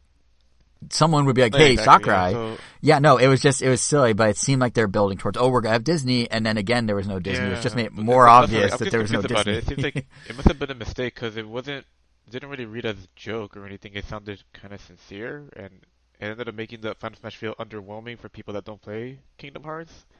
So it was super. As somebody who has played most 95% of that series, that Final Smash is super underwhelming. It's so whack. I don't understand what it really has to do with the series itself. Do you guys want to hear a conspiracy theory that I've seen online? Like, put on your tinfoil hats here. We didn't see the full Final Smash, is what some people are arguing. I don't believe this myself, but they're claiming no shot. That's the Final Smash. They're claiming there's a middle piece. Those people are huffing some copium. Yes, I know. They are on some copium. No shot. It feels as long as a normal Final Smash. Yeah, no, it totally is. I was just saying that there are people that believe that there's a middle piece missing where the Mickeys and the Donalds and the Goofies will all show up. So I doubt it. Considering again that they took out artwork of Disney characters from generic artwork from the game. Yeah, people are really grasping at stuff. Like, I know people have been pointing out, like, oh, I saw like a question mark on the Nintendo home screen under Sora. What does that mean? Does that mean we're getting another character? Oh God, I mean, you know what the thing that kind of bothers me about that is like, I mean, first of all, I've never played a Kingdom Hearts game myself personally, so like Sora didn't mean all that much to me. But just from the perspective, and you guys already touched on this, of like the ultimate form of fan service, like, what do people want after this? Like, you have to hand it to Nintendo. Like, I feel like the consensus among fans always was, like, Sora could happen if they could get it to happen. And it felt like, you know, maybe that ship sailed. Like, Smash 4, like, maybe could have pulled it off because they had a really good relationship with Disney and Nintendo. Like, between Disney and Nintendo back then. Like, the Wii era had Epic Mickey and all the co-marketing, and Disney Infinity was taking off on Wii U at the time. Obviously, it didn't show up. It took, 6 years and tons of contract negotiating. But, like, if you look at the fact that Disney did this, or Nintendo got Disney to do this 6 years after the fact, and if you look at everything that they've done in the last, like, tail end of Smash Ultimate support here, like, I feel like people kind of overlooked in the tail end, and maybe they realized it now, like, Thank You Sakurai was trending and things like that, but everyone's complaining they want this fighter or that fighter or this or next thing, or there must be one more, or this can't be it, or there has to be a final Smash, tinfoil hat off, that we haven't seen. Like, Nintendo's been listening to you guys very closely. For years, people said they want a Doomslayer or Doom Guy or whatever you want to call him. And yeah, he's not a fighter. He's a Mii costume, but he showed up. Nintendo listened. I guarantee he wouldn't have showed up if people weren't saying that for years. They did the same with Travis Touchdown. They did the same with Dante. They did it with Shantae. They did it with Gino back in the day. Like, say what you will about the final roster or how you personally feel about Sora, and I think all three of us are kind of on the same page about Sora. Or even about how Nintendo doesn't support the competitive scene, or how, they don't support the modding scene, or whatever. Say what you will about that. But I think it's impossible to deny that they didn't have their ear to the ground about all the character stuff and people's wants and dreams, and tried to do right by the fans as best as they could within the legal confines of what they were told they can do. Like, now that Smash is wrapped and you, like, look back at it, I feel like it was more of a two-way street than a lot of fans give it credit for as it was unfolding. And stuff like, oh, well, he can't be the final character. There has to be one more. Like, this wasn't good enough. It's just like, guys, they spent 6 years on and off, presumably, negotiating with Disney. They managed to pluck Sora out of the Disney parts of it and just give you Sora, which is the best they could do, but they did it. Like, chill. Just chill. And I appreciate that people, understood that Sakurai and his team were working with what they had. And, like I said, Thank You Sakurai was trending and people respected that. So, like, ignoring the specific fire choice and all that, it's incredible what a run the game had and what his team was able to do, and the practically inhuman feat of pulling off an 80-plus character roster with all those crazy stats he spouted off during the presentation. Like 116 stages, 200-plus items, what was it, 1,100 songs or something like that. It's insane scope. But just like, guys, relax. Like, there's not another fighter. Just let it be. You got so much. And I think a lot of people don't, like, step back and realize just how much they got through what they wanted. Like, it wasn't like Nintendo just out of the blue. It was like, yeah, Dante, Shantae, and Travis Touchdown. Like, fans put it in through the ballot. Fans talked about it online. Nintendo put in the effort. Like, a little credit where it's due there. Man, just wait until those people see how scaled back the next Nintendo fighter is going to be. That's the thing. Because, yeah. Like, I think, yeah. I can't imagine we'll ever see another game come close in terms of, like, in general, truly what an event for the whole industry Ultimate was. I mean, we had Nintendo, Microsoft, Sega, Capcom, Konami, Namco, Square Enix, all of them side by side. Plus, I mean, even Snake being in there kind of gives it a little Sony flavor, even though yeah, like he was, also Nintendo. Yeah, but it just felt like a really, like, a once in a generation type of moment or series of moments with all these reveals. And, like, I'm glad we got to be part of the ride, and I'm glad the ride ended up being as responsive to what fans wanted as it was. But, like even one of my friends, he texted me, like, oh god, another anime fighter. And I'm like, dude, like, this was the single most requested thing fans wanted. Like, it's not going to please everyone, but Nintendo put in the effort. Disney's a pain. So, it's like, I don't know. Like, I think some people, like, there's a lot of positivity around it, and personally, we can be like, whatever about it. I feel the same way as you guys. But just, like, the folks that are like, no, there has to be more. There doesn't. There does not have to be more. So... yeah, I mean, I'm honestly looking forward to whatever comes in the future, even if it's not Smash Brothers, just like whatever fighting game, whatever form it takes shape next. Yeah. I mean, hopefully Sakurai takes a break. Isn't involved and just gets to take a break. But like I'm looking forward to like a smaller roster with ideally completely redesigned main characters. Because honestly, like I would get just excited as seeing a Mario, Bowser, like all the old mainstays was a completely new moveset. Mm-hmm. Like just because we've been seeing Mario use those same B moves for like over 2 decades. It's like you need something new. Yeah. I feel like a soft reboot is kind of the way. Just compare the new characters versus like the old characters. Like they're different games at that point. Well, interestingly, the ability Sora has compared to like anyone that came out in Melee. Although it's funny because Sora, to me, I don't know if maybe I'm misreading the character a little, and obviously we'll play him on the 18th when he comes out and have impressions next episode. But I got the feeling that Sora and his stage were almost kind of like a back to the basics type of character. I mean, sure, he has those magic attacks you touched, that Sakurai touched on, and you can did you see him rotate between. Game? He's like Bayonetta 2.0. No, but I mean, like his core moves seem more straightforward than some of the other DLC guys. And draw a lot from existing fires. Like, he's Bayonetta 2.0. He has a counter from another character. Like, it just seems like... And, like, the press release even described it as intuitive, which, like...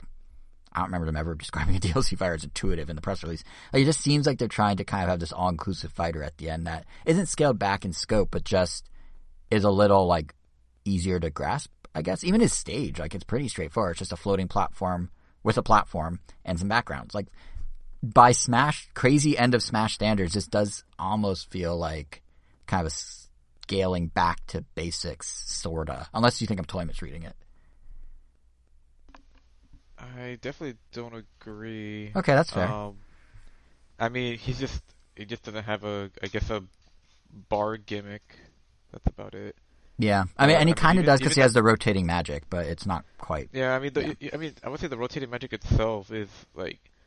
It's definitely like a nice balance between, I guess, like Hero and like some other character that just gets like crazy B moves. Because I mean, some of those are pretty nutty, but I mean he has to rotate between them.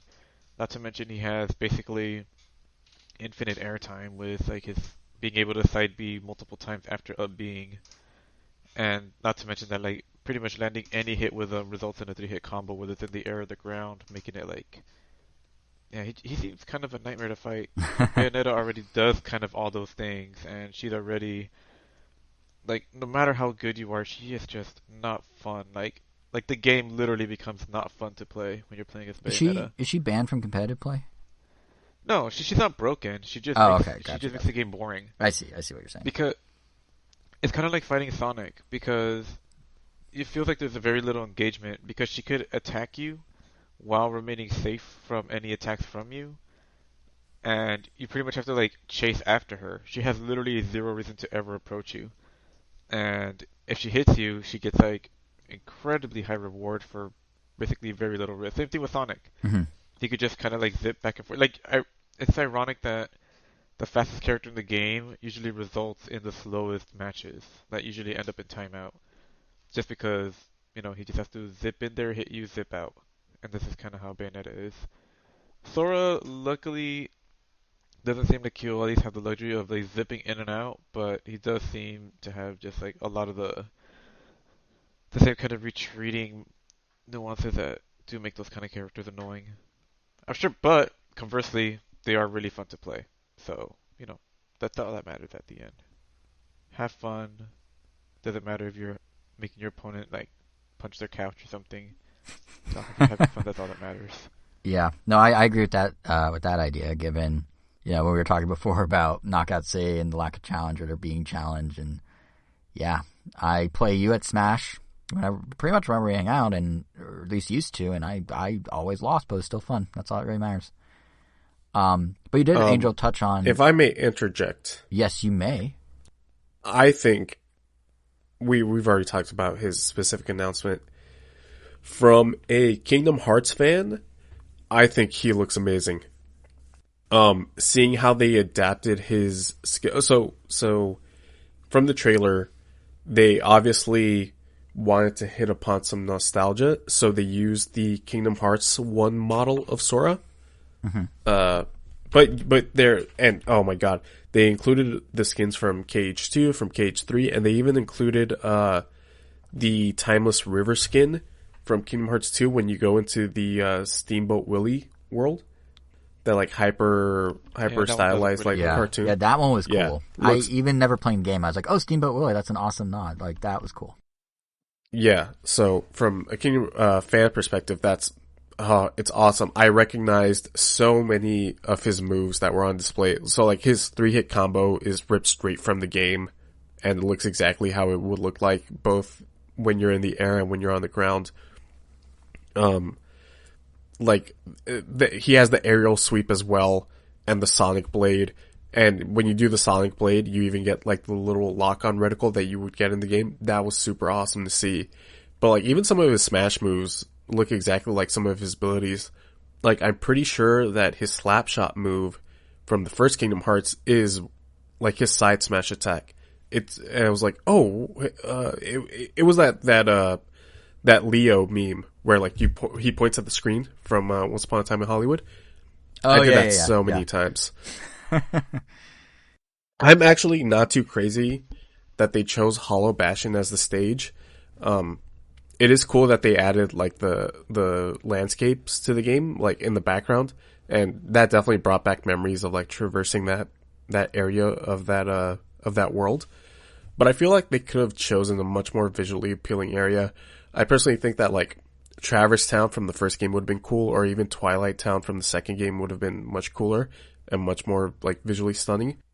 But I do like that eventually the stage does turn into Dive into the Heart, that like area where you have those stained glass portraits of the characters in the background. Where Simple and Clean would have been playing. Oh, as far as the music goes, really solid choices. Weird that they are locking one of the tracks behind a save file. Like you have to have Melody of Memory on your Switch so that you get what was it, Dearly Beloved, and like not even like classic Dearly Beloved. Like it's like the swing version. I mean, classic Dearly Beloved wouldn't work at all.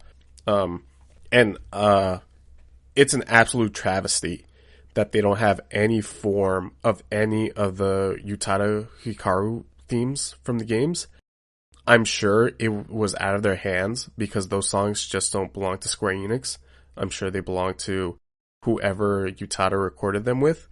But man, I wish they could have at least included the Simple and Clean orchestral version that they used for the reveal trailer, because that song, I feel, works perfect in like with any Smash stage, honestly. It's just so epic, and I love that orchestral arrangement that they use for Simple and Clean. I'll have to listen to that one. Makes sense that they wouldn't put Skrillex in this game, but you know. Yeah. Kevin, I will say you're surprised about the save file requirement from Melody of Memories. Is it surprising though? This is a series that connects every little thing to itself. How many times have they done that? No, but my point is, of all franchises to put in the game, the one that insists that everything related to its story is key to its story and everything needs to be played, they would do some sort of weird time where you have to play some other Kingdom Hearts just to fully experience Kingdom Hearts in Smash Brothers. Like, it almost makes sense. Is Sora and Smash part of the lore now? Yeah, how's that work? Oh, is there... Nomura is somewhere trying to figure out how to fit this into this game. I do have a theory of what his half-ass explanation might be. I'm going to spoil Kingdom Hearts 3 here. Spoiler alert. If you don't want Kingdom Hearts 3 spoiled, skip ahead about 30 seconds. Okay, at the end of Kingdom Hearts 3, it is implied that Sora is dead. So I'm going to assume that this is the afterlife for him. End of spoilers. Wait, can we go back to spoilers for a second? Skip ahead 15 to 30 seconds. Folks, I just want to say, if Nintendo is heaven, oh man, I didn't believe in an afterlife, but now I do. If I get to go hang out with all the characters, oh god, that'd be amazing. Anyway, end of spoiler. But that in place, they're all... Well, they were never alive to begin with. They're all just fiction. But if you... So it's limbo. Gotcha. Yeah. Yeah, that actually makes sense, Kevin. I can see that being the explanation. And even then, there is I won't get into it. That I'm like half joking, half serious with that theory. Well, that's the thing with Kingdom Hearts, is it's so without spoiling anything, it's so like all over the map. I mean, to conclude the Smash presentation, Sakurai revealed that Kingdom Hearts is coming to the Switch, right? Like all of them. We don't have dates, we don't have footage, we don't have anything but the titles, but we know we're getting 3 sets of compilation in them of themselves that can be purchased from the eShop in one big compilation, which is almost as convoluted as the series itself. But looking at that list, like, you said half joking. You guys can finally play, yeah. Yeah. I'm just going to read them off, and then you can translate what this actually means. Because there's 3 games, but there's actually 9 games. Ready? Here we go. I wrote them all down in full name just to show you how insane the titles are. So, compilation number 1, and again, all these can be one big compilation, but compilation number 1 is Kingdom Hearts HD 1.5 plus 2.5 Remix, which includes Kingdom Hearts Final Mix, Kingdom Hearts Rechain of Memories, Kingdom Hearts 385 Days Over to HD Remastered Cinematics. I thought you wanted me to explain them. I will. I'm just going to go through this because it's too crazy. Kingdom Hearts 2 Final Mix, Kingdom Hearts Birth by Sleep Final Mix. Well, let me explain what they are as you go along. All right, makes it easier for me. The point I really wanted to know which. Okay, the point I was trying to get at was how many crazy names are stacked in these compilations. But okay, let's slow it down. Okay, Kingdom Hearts HD 1.5 plus 2.5 Remix. That's compilation 1. Game 1, Kingdom Hearts Final Mix. Kevin, go. Okay, so Final Mix is whenever you see Final Mix, that basically means Director's Cut. So Kingdom Hearts Director's Cut. Okay. Next. Rechain of Memories. Chain of Memories was the game on the Game Boy Advance. Rechain of Memories was the PS2 full 3D remake. 385 over 2 days, HD remastered cinematics. Okay, here is where we go way off the chain, way off the rails. Off the chain of memories, perhaps? Yeah, exactly. You play as Sora's... I guess that would be a spoiler. You play as Roxas, who was introduced in Kingdom Hearts 2. Yes, I understand that we haven't gotten to Kingdom Hearts 2 yet. But you play as Roxas, and there is sort of like a day cycle that goes on with this game. That's all I'll say about that one. I actually never finished that one. That one was on the Game Boy. Yeah, that was on the DS. All right. Kingdom Hearts 2 Final Mix, probably self-explanatory. Yes? Exactly. That's where Tetsuya Nomura started smoking pot, and you could tell from the story. Kingdom Hearts Birth by Sleep Final Mix. Kingdom Hearts Birth by Sleep is a prequel to the entire series, and probably my favorite game in the series. Kingdom Hearts Recoded HD Remastered Cinematics. Okay, so Kingdom Hearts Coded was this mobile game where you play as digital Sora, reliving... You're going through Jiminy Cricket's journal, because Jiminy Cricket follows you along for your adventure, and Jiminy Cricket forgets something or something like that, and then he has to create a digital Sora to relive the events of Kingdom Hearts 1, and just like every goddamn game in this series, yes, it is integral to Kingdom Hearts 3. You would not believe my Pikachu face when I realized that, I should have played Coded, the mobile game? Okay, next. Alright, so that's compilation 1, which again is a third of a bigger compilation. Compilation 2, it's Kingdom Hearts 2.8 Final Chapter Prologue, which comes with Kingdom Hearts Dream Drop Distance HD. Kevin? Yeah, it takes place after Kingdom Hearts 2. It was the 3DS game. Kingdom Hearts 0.2 Birth by Sleep -, a fragmentary passage -. Okay, that you play as Aqua, who was one of the main characters from Kingdom Hearts Birth by Sleep. It takes place after Birth by Sleep. What? This is a different. It is separate from Birth by Sleep in a separate compilation, and it's a 0.2 version. Was also sort of like a tech demo for people to see how good Kingdom Hearts 3 would look. Okay, and lastly, in this second compilation, a movie, Kingdom Hearts Cross back cover. Okay, so Birth by Sleep was a prequel to the entire Kingdom Hearts series. Kingdom Hearts Cross is a prequel to the entire series as a whole. And oh boy, do you absolutely need to see that to understand a very pivotal scene at the end of Kingdom Hearts 3. I did not play Cross. It's like a web browser game that was also turned into a mobile game. I did not play it. So, oh my god. Okay, next. What's the next? Okay, the final compilation is the simplest. It is Kingdom Hearts 3 plus Remind DLC. Oh god. The simplest plus the Remind DLC. So, Kingdom Hearts 3, the third entry, believe it or not, in the Kingdom Hearts series, and to understand that game, you must have gone through the rest of the series. Do not buy this. Do not get into it. I'm saving you the trouble. I'm saving you the hassle of trying to understand the story. All right, here's my question to you, Kevin, after... I never actually played the Remind DLC. Here's my question to you. You're saying to people, save yourselves. Are you going to double dip when it comes to Switch? God, no. Because they are the cloud versions. Yes, that's the interesting thing. On top of everything, they're the cloud versions. Yeah. Which is weird. 1.5, 2.5, I feel like should absolutely be able to run on a Switch. They ran on PS2s, for God's sake, so I don't understand the reasoning behind the cloud versions. Kingdom Hearts 3 I can understand, but not the rest of it. I wonder if, like, they're on cloud because maybe, I mean, the PS2 one doesn't make sense. Maybe for at least some of them, there's some truth to the original idea of a Switch Pro and, like, the reason, you know, a 4K Switch and up-res, the more powerful, and maybe the reason we don't have footage or anything is because Square Enix was actually planning to use the souped-up Switch to power some of these, and then in light of Nintendo's pivot, they're now moving everything to the cloud, and thus they have nothing to show because it's not really on spec yet, maybe. That's just me spitballing. I think the realer concern to your point about cloud, and, like, you're not going to exist on cloud as well. Obviously, one thing, it limits how you can play these. So, yeah, you can play them on your new Switch OLED with a wired LAN connection, but you can't pick up that OLED and go outside unless you have Wi-Fi, because there goes your game. And I think what's kind of potentially concerning is I feel like more third parties are going to do this, because I don't think, to your point, the reason they're bringing PS2 games to Switch and cloud isn't because the Switch can't play a PS2 game.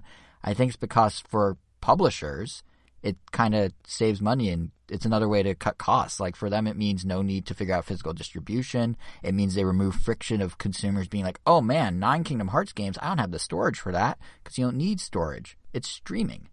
So I'm guessing that's partly why they did it, and I think we're going to, for better or worse, see cloud versions start to pick up momentum on Switch. I mean, obviously, PS5 and Xbox Series games ported over won't work, but even the day of the last Nintendo Direct, this developer named Dear Villagers just casually announced, and I think it's already released, a cloud version of their adventure game, The Forgotten City.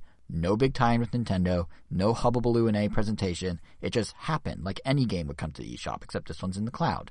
And I suspect as time goes on, more and more are going to do that, just because, like I said, it removes some friction for the publisher and for the consumers. So it just seems, it adds a whole nother set of friction. But if you're like, oh, I only have a Switch and I want to play Kingdom Hearts 0.2, a Birth by Sleep hyphen, a Fragmentary Passage hyphen, my only option is the cloud, and I'll do it if that's my only option. I really want to play it, you know? So.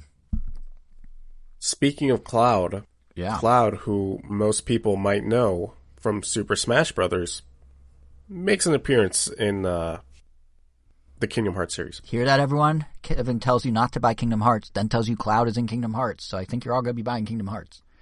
Look what you did. Yeah, it's a Smash Bros. Reunion in that game. It's actually not the only weird, poorly named compilation that's coming to Switch, though, because this one's not on the cloud, fortunately. This one we kind of already knew was happening.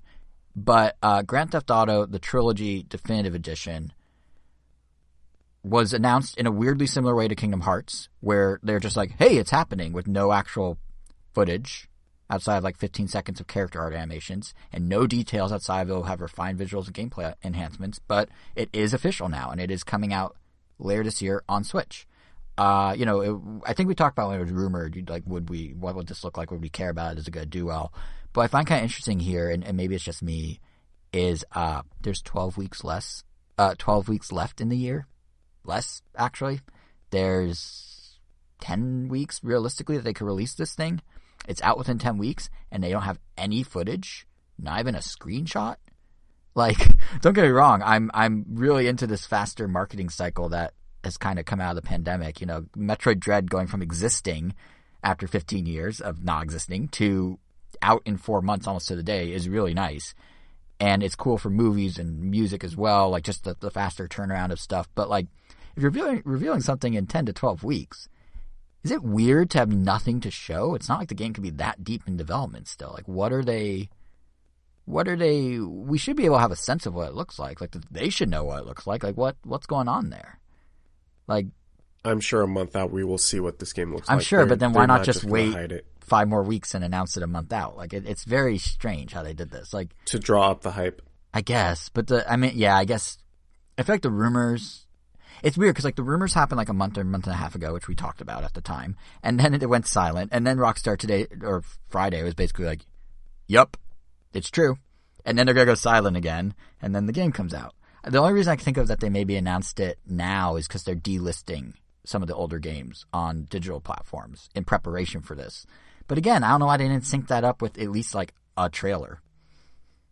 Or a screenshot, a single screenshot. I don't know. It just struck me as weird. But anyway, that's just a tangent. It is kind of cool. Nintendo's finally getting a lot of games that didn't used to be on Nintendo. This was a point that I think Emily Rogers made on Twitter, if I remember correctly. But basically, all these PS2 era franchises that are so defining of that era are now finally available to Nintendo fans a couple generations later. Because we have Kingdom Hearts, we have Grand Theft Auto, we already have like Devil May Cry and Oshinuya and stuff like that. You know, the Capcom Samurai game. So it's just like the only thing missing is probably like Metal Gear. But it's kind of neat that Crash, you know, we're getting all these what were once PlayStation icons are now available on a Nintendo platform for the first time. So, kind of cool. But to sort of wrap up the Smash discussion and really the episode as a whole, Angel, you touched on this a little bit ago, like 20 minutes ago maybe. There is no Smash Bros. Anymore, and you know you were saying that maybe going back to simpler fighting game with new movesets or something could be cool. But I'm just thinking like Smash Bros. Has been Nintendo's hype generator in a way for quite a while. Like the Game Awards, we all assumed Smash Bros. Was going to have its final fight at the Game Awards, and it was just announced that the show is in fact coming back in person as a live event at the Microsoft Theater here in LA on December 9th. Although due to COVID, they are limiting the audience to invitation only, meaning this is the first truly live Game Awards I'm going to miss since year 2, unless Jeff Keighley wants to like somehow hook me up if he's out there. But for Nintendo, like I was saying, Smash was kind of their safe bet. I was going to do the exact same thing. What? Nothing. Oh, okay. I was going to say, Smash Bros. Was their safe bet for the show because it was one of the few things that went beyond like the Nintendo fandom. You know, it's why they did Bayonetta before and Marvel Ultimate Alliance 4. It resonates with a larger core gamer audience. And I don't know what they fill that with this year. Like, I guess Breath of the Wild 2? Maybe? Like, Breath of the Wild 1 was in the first Game Awards, so it's not that hard to assume. But, I don't know. It's weird, because Smash was always the safety net. Do you guys think there's anything that we know is on the docket that could really hit with people at the Game Awards? Because we don't have our usual assumption anymore. It's gone. Not that I can think of. I don't know. Maybe whenever they show the first footage of Metroid Prime 4, that'll probably be a big deal. But that can make sense. Know, that's something that would show during the Game Awards. Well, if Metroid Dread is as well received as it seems like it's being, like if the sales match the buzz right now and the positive reviews, I could see them doing Metroid Prime 4 again. Because obviously showing it at the Game Awards a few years ago is kind of like, hey, remember Metroid? And that was a huge thing. And now Metroid's back, and if it's being well received, that could work. They unveil Sakurai's next project. Kid Icarus Uprising 2. Well, I'd be okay with that because the controls would actually be normal.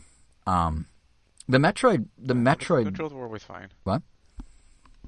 No, the controls were always fine. Not if you're left-handed. Well, tough cookies. It was tough, actually. Exactly, yes. But on the Metroid lane, one of the favorite things that people always bring up is Metroid Prime Trilogy, and every Game Awards it's going to be back. Now there's this new twist on the rumor that there is no trilogy. It's just Metroid Prime. So even if 4 doesn't show up, the rumor is they're going to possibly remake Metroid Prime 1, or at least revamp. And that's going to come in 2022 for the 20th anniversary of the original Metroid Prime's release. So that would line up with the Game Award reveal. And who knows if it's true, but the rumor stems from, in this time at least, it stems from Jeff Grubb over at VentureBeat, who's fairly reliable.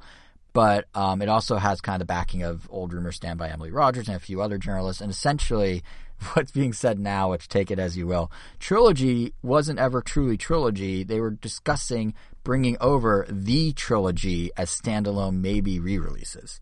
So that would mean Metroid Prime would get an HD edition, kind of like Skyward Sword did, and then Metroid Prime 2 would, and then Metroid Prime 3 would, potentially. It honestly kind of makes more sense. This is Nintendo we're talking about. Why release 3 primes in one when you could release 3 primes as 3 separate primes that cost 3 times the money? So, I don't know. I'm not necessarily saying the rumor's true, but it kind of makes sense, especially if they're writing the Metroid Dread Wave and want to build up hype for Prime 4 and kind of reintroduce it to an audience. I believe it. But I guess worst case scenario, they do still have Smash news. We don't know when the Amiibo are coming, guys. We know Min, Steve, and apparently also Alex are all coming in spring 2022, but the rest are going to follow. And there's apparently people out there that still care because Steve is getting Alex. Like, they made an alt costume Amiibo when it felt like Amiibo were kind of done and over with. I know, Angel, you're completely done with Amiibo, right? Yeah, like, there was that rare exception that I got the Banjo one from my brother, but we didn't even open that one. Normally, we will actually open them and use them. But, yeah, I didn't even get Ridley, didn't even get K-Rool, which I would have really, really wanted at one point, but I'm just like, I'm already unfazed by Amiibo, or jaded.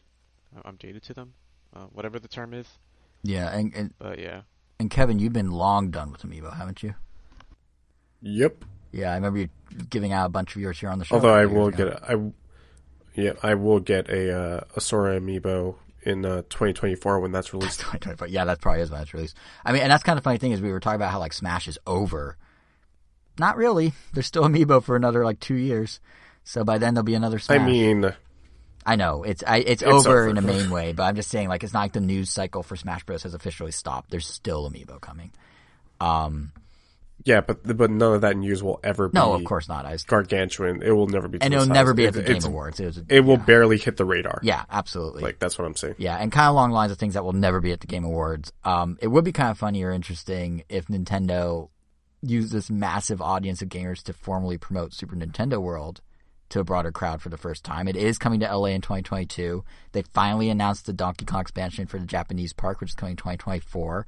We still don't know what's at that Donkey Kong expansion. I mean, there's that patent floating around for the awesome minecart ride roller coaster, but like it seems like you're jumping off tracks, but you're on a separate hidden track, and like it looks really cool. But like they could throw a curveball again. That's something that appeals to a broad group. It could be a curveball. I doubt it, but you never know. Could happen. Could be a commercial during the Game Awards. Show it with a date announcement for the LA opening. Like you have the world's attention at that point. You might as well. It's 20 million people you could let know at once. Who knows? I am curious what they're going to do with DK, though. Because, like, the minecart thing makes sense. Some sort of banana-themed restaurant, sure. But, like, what is there in Donkey Kong besides that? Like, Funky Kong's walking around? Like, a tiki room that plays the DK rap? Like, you can ride the animals? Like, I don't really, like, what... I feel like Donkey Kong's actually kind of limited in what it can do as a theme park. Am I crazy? Well, that's why you're not a Universigeneer Imagine person. That is their technical title, correct. Yeah. But, like, am I forgetting a key part of the franchise? Or am I just... I don't know. I guess... I mean, it's probably not going to be as big as the other areas. It's increasing the park's footprint by, like, I think it was 2/3 or something. So, you're right. It's not quite the same scale. I mean, yeah, like there could be less things there, but I mean, what they could have could be more prominent. Like you said, if they have the giant like monkey golden temple, I mean, that could easily take up a lot of real estate. True. And just kind of just be a massive. I mean, even look at the Harry Potter thing. There isn't a lot of things at the Universal Harry Potter area. I mean, it's very small, but it's very dense. So I'm wondering if that'll be the same. Like honestly, with just the things you mentioned, that could probably be enough, just depending on how it's arranged. Right. But and it will, it's still connected to Nintendo World, so that'd be nice. But it's gonna feel more like a complete. I might just postpone my trip to Japan to just go to that one. Yeah, I had that same thought, considering it was gonna be the same trip, so that makes sense. But also by then, Pokemon Company is doing something with Universal as well at the Osaka campus. I might have to wait for all of those. Yeah, so it sounds like, or maybe just go twice. It's interesting because Pokemon's doing something separate from Nintendo World because it is half its own company. But like, if you're a Nintendo fan, like a Pokemon and Nintendo Park side by side sounds pretty amazing. Plus, you got Nintendo Tokyo and like the Kirby Cafe, like, and what else? So it's settled. So I'll probably still go some point next year, and then we'll all go together once. Did you just ditch? Okay, I see how it is. But also, when you go, not only is there, if you wait long enough, because there's the theme parks, there's the Kirby Cafe, there's the Nintendo store, there's the Nintendo headquarters being turned into a hotel in Kyoto, there's Nintendo's old factory or distribution center outside Kyoto being turned into a Nintendo museum of sorts. Like, there's official by Nintendo. There's so much. Like, you can literally do a Nintendo trip to Japan, and take a whole week. It's amazing. It's my mecca. I can't wait. Anyway, sorry.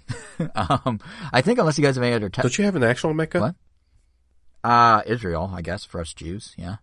Although it's not called Mecca, because Mecca is the Islamic one. And do you control these, like ride in them and fly around, or like? No, not Mex, Meccas.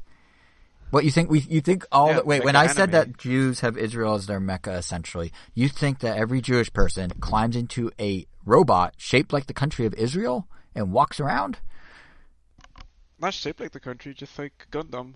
But I just told you it was Israel. So unless the name of the robot is Israel, I can only assume you picture the country of Israel walking around as a robot, which, now that you mention it, would be kind of neat to see. I wish I had my own Gundam. I could fly it to Japan for all the Nintendo things. It'd be free because it's mine. Yeah. You're just going to have to settle for a plane. I know. But I could take a Pokemon plane to really tie in the entire experience. But yeah, looking forward to our trip in 2024. Man, can't believe we just delayed it 3 years just like that. Well, group trip. I mean, I'm still going to go next year. Can't believe you basically just ditched me for one trip to then push me off to another trip for the second time. But we'll save that. Yeah, am I included in this trip that's next year? I would assume so. Yeah, it sounds like only Jason. Why am I not on the trip? You know what? He'd miss it. Oh, he'd darn, miss it for guys! reason that he missed the last one. Darn! It's already a full episode. We're gonna have to stop here before this keeps going, and I get further uninvited. What a bummer! No, we'll continue off episode. No, that's okay. That's okay. It can just stop. Off recording. It can just stop with the show. It's fine. But yeah, that does actually do it for this episode. In all seriousness. Oh, look at the time. Next, what was that? No, I just said, look. Oh, yeah. Oh, darn. Man, shucks. But yeah, next episode, like, there's a fair amount in this one. Next one's pretty much toe-to-toe when it arrives October 24th, because we'll have really sunken our teeth into Metroid Dread with impressions of that. I think, Angel, you're saying you're going to have it beaten by then, if not way sooner. Probably have it beaten by tomorrow. Well, there you go. So we'll have full impressions of Metroid Dread. I mean, game isn't that long, and I mean, 2D Metroid games typically aren't that long either. True. They're usually, like, around... I don't know, less than 15 hours. So we have 2 weeks to do 15 hours. That's an hour a day. Wait, can I beat Metroid? Whoa, that's an hour a day. I might be able to beat Metroid. Huh. Anyway, well, Metroid Dread. Theoretically, you can beat every game that you buy. I mean... It'll take someone 15 hours. I mean, I don't know. If the bosses scale the way they did in Metroid 2, it might take you a little longer. Well, I'll maybe try my darndest, which is me committing without actually committing. So we'll have Metroid Dread in some capacity in 2 weeks. We're also going to have hands-on with Sora and Smash Bros. Because that will be out by then. And we're going to be learning what's in store for Animal Crossing because its Direct is on October 15th. And there's a bunch of other stuff too, probably. So to make sure you don't miss it, you can subscribe to us on every podcast app under the sun, whether it's Google Podcasts, Apple Podcasts, Stitcher, Pandora, TuneIn, Spotify, Amazon Music. We are on YouTube at randomnintendo.com. We are on Twitter at randomnintendo. And the beauty of doing all that is you'll also get alerted when our next random non-Nintendo hits, which should be in the in-between weekend around the 17th. So lots to come. We're definitely getting into the busy fall and holiday season for Nintendo, which is always exciting. And I guess with that, Kevin, final word. I can no longer tell Sakurai who to put in Smash.